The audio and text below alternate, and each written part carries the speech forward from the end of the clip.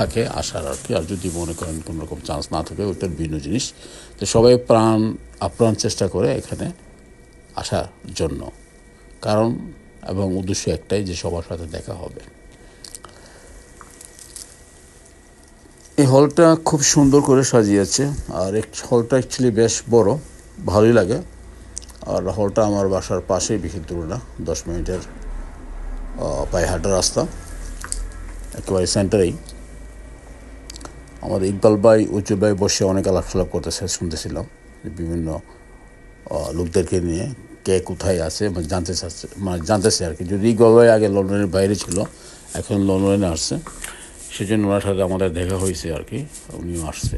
লন্ডনের বাইরে তো অ্যাকচুয়ালি ফ্যামিলি নিয়ে আসাটা একটু টাফ হয়ে যায়, মানে একটা অনুষ্ঠানে আসলে আবার ফের ব্যাক করে যেতে হবে, সেজন্য অনেক টাফ হয়ে যায়। সেজন্য